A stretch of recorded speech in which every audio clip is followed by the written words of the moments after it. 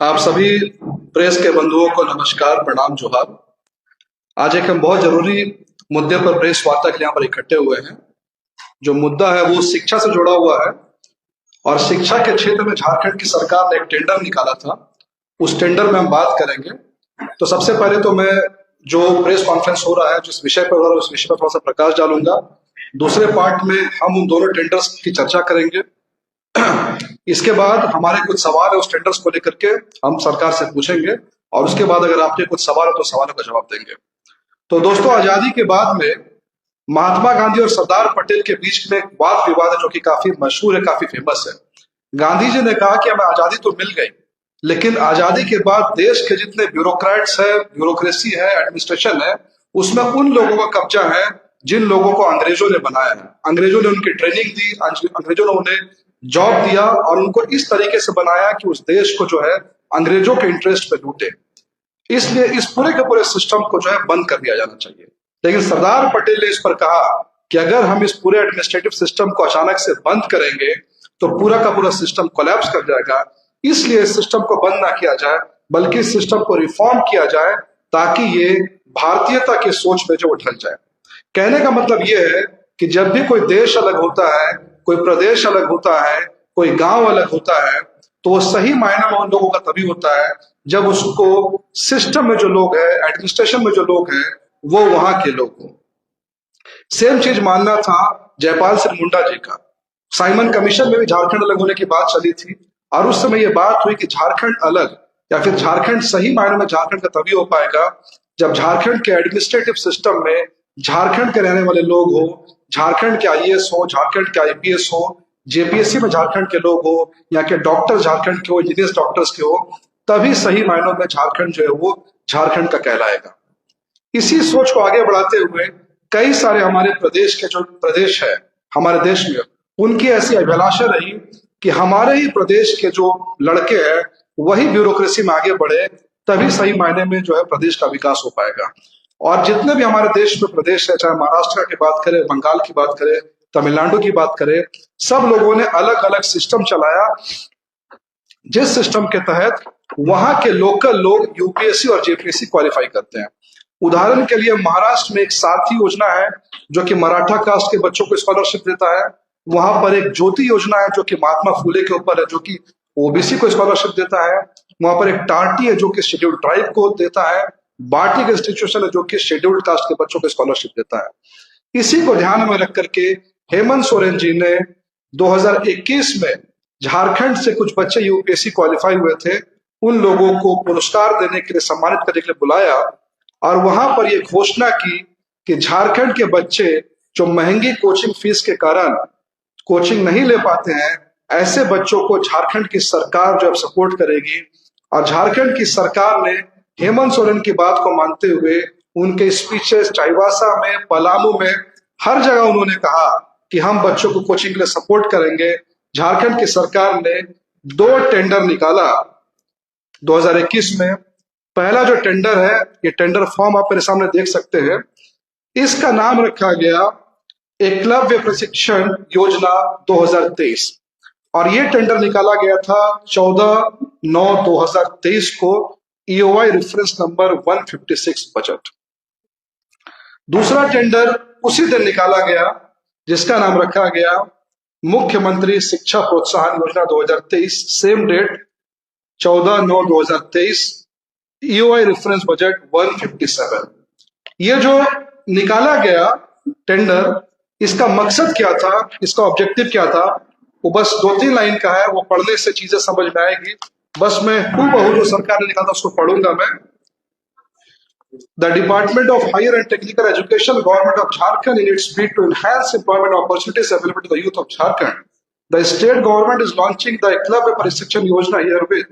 After on the scheme will provide free of cost coaching to students for preparation of competitive examinations like UPSC, JPSC, Staff Selection Commission, banking, with a basic monthly payout of ₹2,500 for living expenses. यानी इस tender का मकसद ये था कि झारखंड के बच्चों को यूपीएससी, जेपीएससी के लिए कोचिंग दी जाए और सरकार की तरफ से 2500 रुपए पर मंथ की जो है सहायता वो दी जाएगी। अब ये कितने बच्चों को दिया जाना था, ये आंकड़े काफी चौंकाने वाले हैं। मैं आंकड़े आपके सामने बस पढ़ूंगा जिससे आपको इस टेंडर की ग्रेविटी का अंदाजा होगा। यूपीएससी की तैयारी करने वाले 1000 बच्चों को हर साल सरकार स्कॉलरशिप देगी। जेपीएससी की तैयारी करने वाले 2000 बच्चों को, बैंक पीओ के लिए 2000, बैंक क्लर्क के लिए 5000, रेलवे रिक्रूटमेंट बोर्ड के लिए 8500, स्टाफ सिलेक्शन कमीशन के लिए 8500, यानी कुल मिलाकर के 27000 बच्चों को स्कॉलरशिप देने की योजना थी। ये योजना टेंडर नंबर 2 की तरफ ध्यान दें तो यहाँ पर जो बच्चे इंजीनियरिंग की तैयारी करते हैं, आईटीजे की तैयारी करते हैं, ऐसे 3000 बच्चे, मेडिकल नीट के लिए 2000, क्लैट लॉयर जो बच्चे बनते हैं जुडिशरी में जाएंगे उनके लिए 1000 बच्चे, मास कम्युनिकेशन जिससे आप लोग आए हैं उसमें 500, फैशन डिजाइनिंग करने के लिए 500 बच्चे, होटल मैनेजमेंट के लिए 500 बच्चे, सीए बनने के लिए 500 बच्चे, टोटल 8000।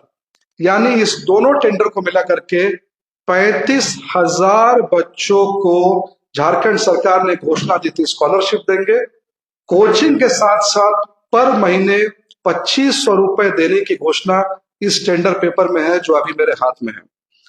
और अगर इसका वॉल्यूम आप कैलकुलेट करेंगे तो ये टेंडर वॉल्यूम है 350 करोड़।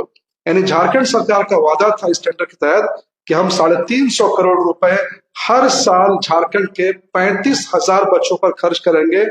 और ये 35,000 बच्चे बहुत बड़ा जो है वॉल्यूम है। ये किनको मिलना था? एसटी, एससी, ओबीसी, झारखंड में जो कम कमाई वाले बच्चे हैं उनको मिलना था और जिनके पास झारखंड का डोमिसाइल सबको मिलना था। लेकिन इस टेंडर के निकलने के बाद पूरे देश में बहुत बड़े बड़े कोचिंग इंस्टीट्यूट्स ने इसमें इंटरेस्ट शो किया। मेरे पास लिस्ट है और इस इंस्टीट्यूट्स में आप देखेंगे तो यहाँ पर चहल एकेडमी, दृष्टि IAS, vision IAS, made easy जो कि ईएस और आईएएस के लिए इंडिया का सबसे बड़ा संस्थान है, केडी कैंपस, पैरामाउंट जो कि रेलवे और एसएससी के लिए सबसे बड़ा इंस्टीट्यूट, सब लोगों ने इंटरेस्ट दिखाया। पर इन सबको कुछ ना कुछ एक्सक्यूज लगा करके यहाँ पर लिखा है, मेड इजी वाले कोचिंग में लिखा है फाइनेंस नॉट एडमिटेड। ये बात कहीं से भी पछने वाली बात जो है वो नहीं है। इसके बाद झारखंड सरकार की तरफ से एक नोटिफिकेशन आता है और सिर्फ एक लाइन में कहा जाता है the tender has been cancelled due to some unavoidable circumstances. ये 2023 की बात है और आज हम 2025 में जो आ चुके हैं। इस टेंडर को लेकर के हमारे कुछ सरकार से सवाल है जो एक एक करके मैं सवाल जो है उसको शॉर्ट कर रहा हूं। सबसे पहला सवाल तो ये है कि इतना बड़ा टेंडर जो कि झारखंड के 35,000 बच्चों को मिलना था, और अगर आप देखा जाए तो एक बच्चा जब नौकरी पाता है तो डायरेक्ट रूप से वो कम से कम 100 लोगों को इफेक्ट करता है। यानी 3.5 करोड़ लोग आप समझ सकते हैं कि इससे इफेक्टेड होंगे अगर वो 1000 को इफेक्ट करेगा तो। यानी कि पूरे झारखंड के पॉपुलेशन को इफेक्ट करने वाला टेंडर क्यों कैंसिल किया गया? क्या ऐसी विडंबना थी कि बार बार मुख्यमंत्री जी ने भाषण देने के बावजूद इस टेंडर को कैंसिल किया? नंबर 2, इस टेंडर में यह लिखा हुआ है कि बजट का प्रावधान इसको पहले से था। बजट संख्या 156, बजट संख्या 157। तो जिस प्रोग्राम को इंप्लीमेंट करने के लिए पहले से ही बजट का फंड अलॉटेड था, उस बजट के फंड का क्या हुआ? क्या उसको सरेंडर कर दिया गया? क्या किसी दूसरे डिपार्टमेंट में शिफ्ट कर दिया गया? या डिपार्टमेंट ऑफ हायर एजुकेशन में वो पैसा अभी भी वहीं का वहीं है? क्वेश्चन नंबर 3 जो एक लीडिंग क्वेश्चन मैं डाल रहा हूं, क्या सरकार ने इस टेंडर को इसलिए नहीं पास किया क्योंकि उनको कोई मनचाहा इंस्टीट्यूट नहीं मिला जिसके साथ में साठ गांठ करके वो मनचाहा तरीके से इसको इम्प्लीमेंट कर सके? ये भी सवालिया निशान हम सरकार पे जो है वो लगा रहे हैं। नंबर 4 क्वेश्चन ये है कि जिसको टेंडर को पास हुए 1.5 साल हो गए, वो टेंडर अब कब आएगा? क्योंकि ज्यादातर बच्चे, ऑलमोस्ट सारे बच्चे, आपके भी घर में बहुत सारे बच्चे यूपीएससी की तैयारी करते होंगे, कोई नीट की तैयारी कर रहा होगा, वो सबके सब बच्चे कोचिंग कब ज्वाइन करते हैं?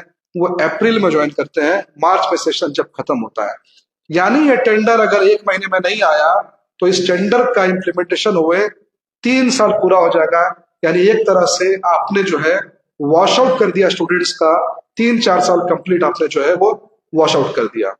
उसके बाद नेक्स्ट हमारा एलिगेशन ये है कि इस टेंडर को निकलने के कुछ समय बाद चंपाई सोरेन जी झारखंड के मुख्यमंत्री बने थे। तो क्या इस टेंडर को सिर्फ राजनीतिक कारणों से बंद किया गया कि इसका जो पॉलिटिकल माइलेज है वो चंपाई सोरेन को नहीं मिले, और सिर्फ एक पॉलिटिकल माइलेज लेने या नहीं लेने के कारण इतने बड़े टेंडर को, 350 करोड़ के टेंडर को, 35,000 बच्चों को जो इफेक्ट कर टेंडर, उसको कैंसिल किया गया? हम ये सरकार से ये जानना चाहते हैं। इसके बाद आखिरी में हमारा सवाल ये है कि मार्च में जो बजट आने वाला है, क्या ये बजट, ये जो टेंडर है, क्या इसका एलोकेशन इस बजट में होने जा रहा है? क्योंकि यहाँ फिगर बहुत इंपॉर्टेंट है, 2500 रुपए बच्चों को दिए जाने हैं। तो मतलब ये है कि आपने किसी की माँ को 2500 रुपए दिए, किसी की बहन को 2500 रुपए दिए, लेकिन वो बेटा जो 2500 लेने के बाद में इंजीनियर बन सकता था, डॉक्टर बन सकता था, आपने उसी को 2500 रुपए नहीं दिए।